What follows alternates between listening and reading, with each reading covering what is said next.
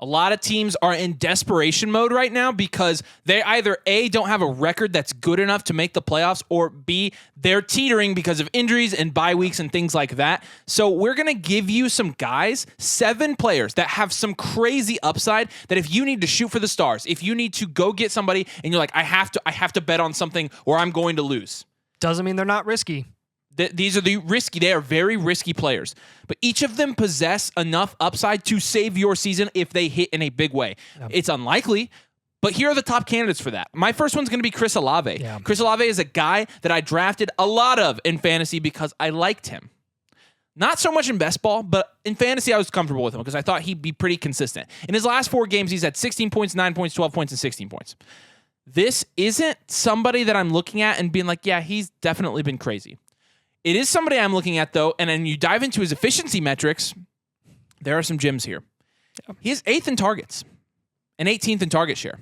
He is 2nd in air yards, 13th in air yard share, 12th in ADOT, 1st in deep targets.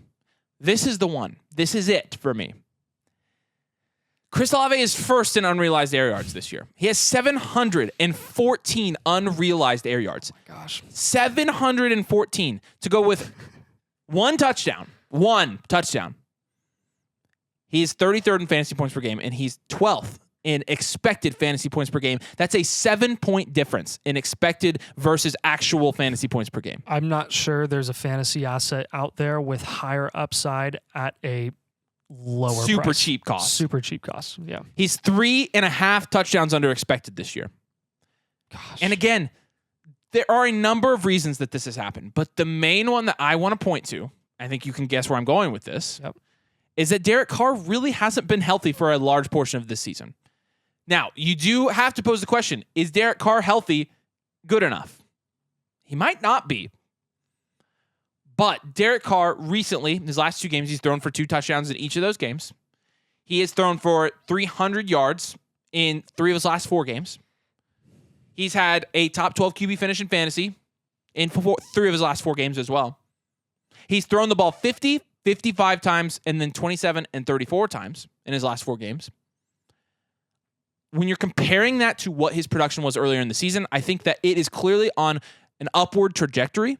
I'm going to guess the same for Chris Olave. I think that he's going to perform a lot better the second half of the season. Yeah. But for me, he is the player that is so cheap, that has crazy upside, and actually has just been kind of crazy unlucky so far this season. When you're talking about unrealized air yards and touchdowns under expected, those 2 things will probably balance out. Deontay Johnson's like a rare case where it didn't, and he didn't get any touchdowns.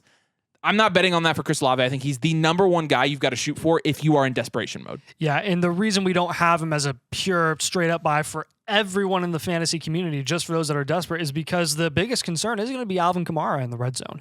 It is going to be Taysom Hill in the red zone, who has been going bananas over the last month. I mean, passing touchdowns, rushing touchdowns, left and right. I mean, he's doing everything there. He's getting more and more opportunities. And honestly, Taysom Hill is a lot of the reason that Olave has been struggling as well. That it's definitely a huge concern. Do we think that Chris Olave, who is an incredibly talented wide receiver, would be capable of potentially transcending that situation? Yeah, I think there's. I think so. I mean, you look at his 15 targets against Jacksonville.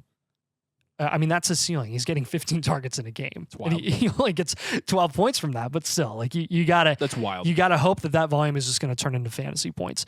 The next guy that I'm going to go with here, it's going to be Javante Williams. Yeah, dang it. Javante Williams is on the rise. He's on the rise, guys. Do I think it's going to happen? Do I think he's going to end up being a top 12 running back for the rest of the season? I mean, it's a huge shot to call. I wouldn't go out there and bet the farm on it. But hey, if I'm 2-6 in a league, take your shot, man. He's so dang cheap. He's so dang cheap. And there may be even a possibility that people are lower on Javante Williams because Cortland Sutton and Jerry Jeudy are still on the roster. Because everyone, I think, was kind of hoping that they would get traded away to better situations, and that would kind of result in the Broncos just leaning on their run game more often for the rest of the year. Well, Jeudy and Sutton are still there. That kind of sucks. But that helps you, those of you who are desperate, to go get Javante Williams at a discount. His snap share has gone up. He had a couple games there. Week 8 against Kansas City. 18 points off of 27 carries. Love it. Love it. Absolutely love it. So his volume did go up. Yes. It did. Green Bay, 15 carries, 12 points. Before that, the first time they played Kansas City, 7 points. So you look at that game log from weeks 5 to 8, it's going up and up and up. His opportunity is going up. His snap share is going up. What do you expect here? You expect his opportunity to continue to go up. This is kind of like a diet Jonathan Taylor situation. At a discount price, granted, in a worse offense, but a very talented running back in his own right. I mean, you're talking about a guy who had, in the start of 2022, 12 targets against Seattle in week 1 in 2022. That's the receiving upside that he's capable of having. And I don't think that's just gone away. No, I mean, he didn't have really any receiving upside to start this year. Now you're starting to see it trickle in a little bit. 4 targets, 3 targets in week 7 and 8. I think that's going to continue to grow. He could get up to consistently 5 or 6 targets a game. That would be great. It would be awesome. It'd make him consistent with boom potential. Yep. Which is exactly what you want to see. Yep. If we're talking about like gambling on guys that have high upside, I think you have to take Jaylen Waddle next. Because he's far and away, in my opinion, looking at this list, he's far and away the best player on this list. Yeah. We've been saying to buy Jaylen Waddle for a while now, but he continues to kind of like struggle to stay on the field a little bit. He's been under 55% snap rate in 2 of the last 4 games, 69% in one game, nice, 75% in another. He's 29th in route wins and 8th in route win rate, which tells you he's good at what he does, but he's not done it frequently enough. Jaylen Waddle last year had 15.25 points per game in PPR leagues. This year he's at 13.9. Jaylen Waddle, the percentage of offensive snaps when you're looking at this graph, has trended down in a lot of the last couple weeks. And again, it's because he's had just these minor bang-up injuries and gone to the sideline, but came back in the game against, I can't remember who. I think it was Philadelphia, maybe. Yeah. But even yesterday, I mean, he was in the medical tent. He got 6 targets, but he returned to the game. You've seen this multiple times. He had a knee injury, returned to the game. Jaylen Waddle, this year, his best game, 25 points against New England Patriots. Last year, his best game and what his actual ceiling is in fantasy football, what was it? 40 points against Baltimore. 40. He was the wide receiver 3. Yeah. This is the week him and Tyreek both had like 45 points. So if you're talking about shooting for upside, shooting for the stars, betting on good players that are cheap right now that have underperformed for one reason or another that's not related to necessarily their situation, his is more injury and being banged up, I think you have to buy Jaylen Waddle in that scenario. Yep. I am so excited about this next guy because I think there is a massive possibility that he legitimately is the reason that he's the one that saves your season. He's the one that saves your team and gets you to the playoffs. This is Marquise Brown with Kyler Murray officially being announced to start in week 10.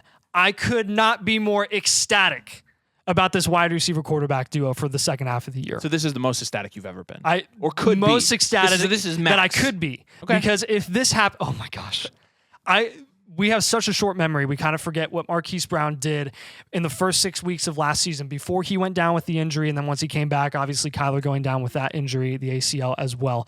Through the first 6 weeks of the season in 2022, Marquise Brown with Kyler Murray averaged 18.2 points per game and 10.6 targets per game.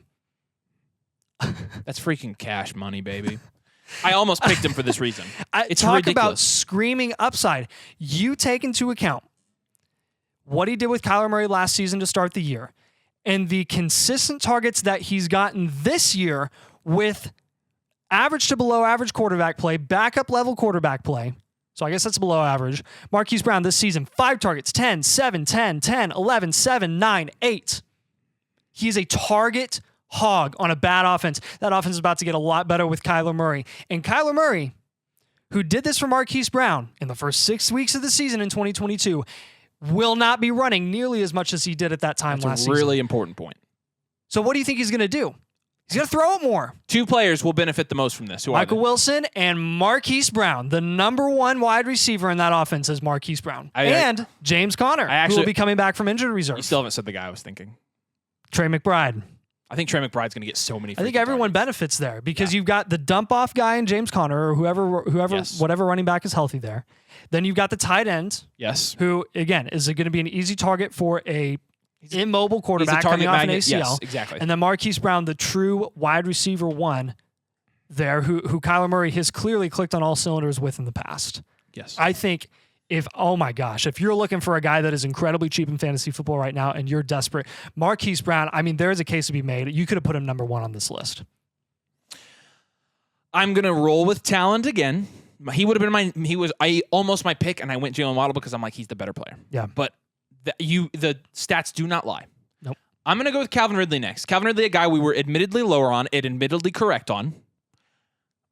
But there are some efficiency metrics here that are interesting. He's 11th in air yards, 11th in air yards share, 20 in ADOT, 10th in deep targets. He is 9th in unrealized air yards. Yeah. And he is only 38th in touchdowns. Yeah. He is a touchdown under expected.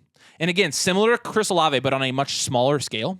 You're talking about a talented wide receiver who now has had half a season to get his legs back under him, who has a lot of unrealized air yards, who's playing on a team that has faced some tough matchups so far this year. Not to mention, that team looks like they don't know what the frick they're doing sometimes. If there were any time for Calvin Ridley to live up to expectations after being out of the game for 2 years, would it be the first half of the season or the second half of the season? Something tells me it'd be the second half. Really? It's just a hunch. The way that people were talking about Calvin Ridley, you would have thought it was the first half of the season. People don't know what they're talking about. Is the problem, honestly. Yeah. That was never a hard call.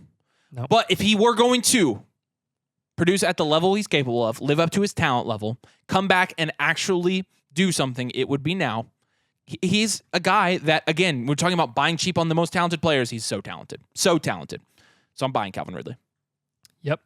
And I'm not usually a big proponent for tight ends. Mm-hmm.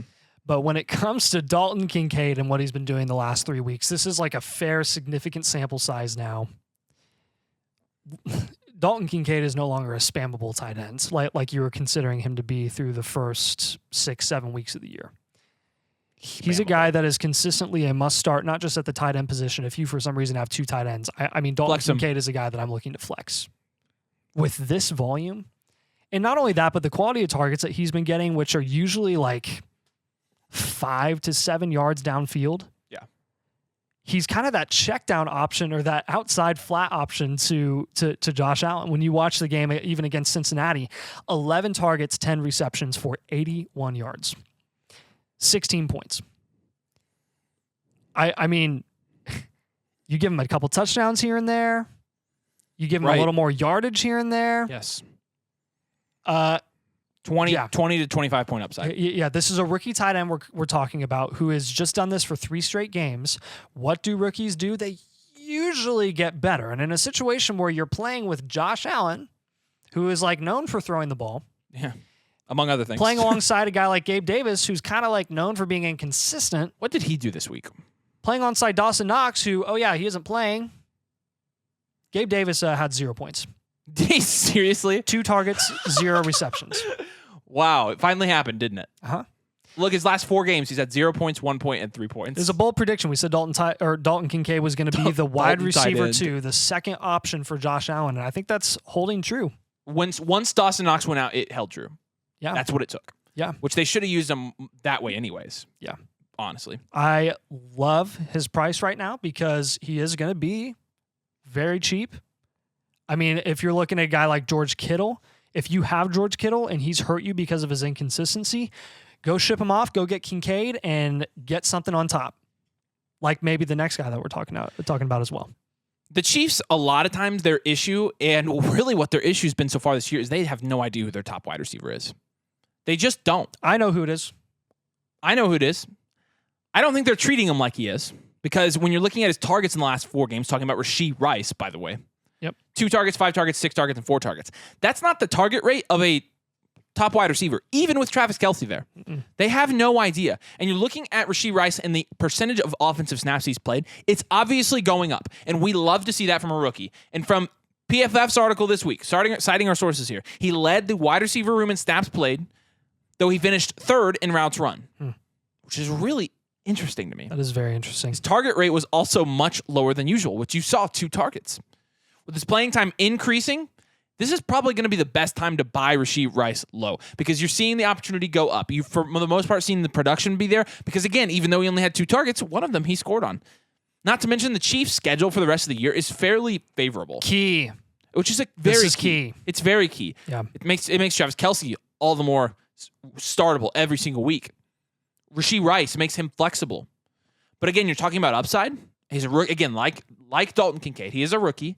They do tend to get better. They do tend to get more opportunity. They do tend to earn the trust of their quarterback. Like Jason, who just had 7 targets this week. So 14th in target rate as a rookie, while being 105th in snap share. That's impressive. Admittedly, wasn't that's high. a trustworthy wide receiver. Wasn't for Patrick high on Mahomes. Rasheed Rice coming out of college. But That's this not is a banana. impressive. He's also a half a touchdown over expected. Not a lot to note on there, but again, this is somebody, again, he could continue to produce if they start to trust him more, if he starts to get the volume that will rise with his opportunity share. If those two things both rise, you're looking at some good results from Rasheed Rice. Yeah, I was going to say his offensive snaps, I just love seeing that. I mean, consistent, constant trend up. Yeah, it just keeps going up and up and up. All right, do us a favor. Make sure to subscribe to the channel. We're trying to get to 5,000 subscribers, so make sure you subscribe. Make sure you drop a like on this video. And make sure you head over to flockfantasy.com/domain if you want all of our exclusive features, including being on our Discord, getting our exclusive articles and videos, and getting our rest of season fantasy rankings. Flockfantasy.com/domain. Use code domain to unlock all of our exclusives. Appreciate you guys watching. Thanks for joining us. We'll see you later.